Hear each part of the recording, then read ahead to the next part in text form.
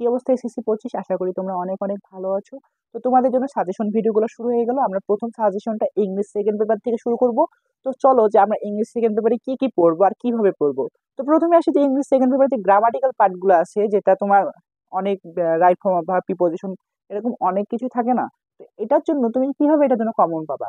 তোমার মেইন কাজ হবে হলো, তুমি যেহেতু 25 সালে পরীক্ষা দিচ্ছ, তাহলে তুমি যেভাবে হোক তুমি যেইভাবে হোক 2017 থেকে 2024 সাল পর্যন্ত গ্রামাটিক্যালের জন্য যত বোর্ড কোশ্চেন আসছে যত বোর্ড কোশ্চেন আসছে প্রত্যেকটা প্রত্যেকটা টপিকের জন্য প্রত্যেকটা টপিক তুমি সলভ করবা। তুমি এখান থেকে এই জায়গা থেকে তুমি 80% কমন পাবা। এই জায়গা থেকে তুমি 80% কমন পাবা। আমি তোমাকে বললাম। এখন অনেকে বলতে পারো, ভাই আমার টেস্ট পেপারে তো 17 সাল 18 সাল নাই। তুমি অনলাইনে সার্চ করতে পারো, বা তুমি কি করতে পারো, পুরাতন লাইব্রেরিতে গিয়ে 21 সালের গাইড বা 20 সালের গাইড বা টেস্ট পেপার তুমি কিনতে পারো, সেখানে তুমি 17 সালের প্রশ্ন পেয়ে যাবা। তোমাকে যেভাবে হোক এই 17 থেকে 24 সাল পর্যন্ত তুমি পড়লে 80 কেন, তুমি 90% বা 100% এখান থেকে কমন পাইতে পারো গ্রামাটিক্যাল পার্টের জন্য। তো তোমাকে এটা করতেই হবে। ওকে, এটা তোমাকে করতে হবে, এটা তোমাকে পড়তে হবে। আর তাছাড়া তোমার বইয়ে যে টেস্ট পেপারের শেষের দিকে যে 9টা ক্যাডেট কলেজের প্রশ্ন আছে, আর কয়েকটা বড় বড় স্কুল যেমন মতিঝিল আইডিয়াল থেকে শুরু করে ঢাকার কয়েকটা স্কুল আছে, সেগুলোর তুমি যে সেগুলোর যে টেস্ট পেপারে যে প্রশ্নগুলো আছে না, সেগুলো একটু সলভ করবা, সেই মডেলগুলো একটু সলভ করবা। তাহলে দেখবা তুমি প্রায় প্রায় 90% কমন পাবা, প্রায় 90% তুমি কমন পাবা। আর বাকি 10% কেন কমন পাবা না? কারণ ইংলিশ সেকেন্ড পেপারে অনেক কিছু তোমার বেসিকের উপরে, যেমন ভাইয়া রাইট ফর্ম অফ ভার্ব, তারপরে কমপ্লিটিং সেন্টেন্স, তারপরে তোমার প্রিপজিশন, এগুলো তো তোমার বেসিকের উপরে। এগুলো যদি একটু ঘুরায় ঘুরায় প্রশ্ন করেও, তারপর সাফিক্স প্রিফিক্স, এগুলো ঘুরায় প্রশ্ন করলেও তো তোমার বেসিকটা সেখানে স্ট্রং থাকা দরকার, তাই না? তুমি তো শুধু প্র্যাকটিস করলে হবে না, তাই না? তাই তোমাকে আমি বলতেছি যে 17 থেকে 24 পর্যন্ত পড়বা।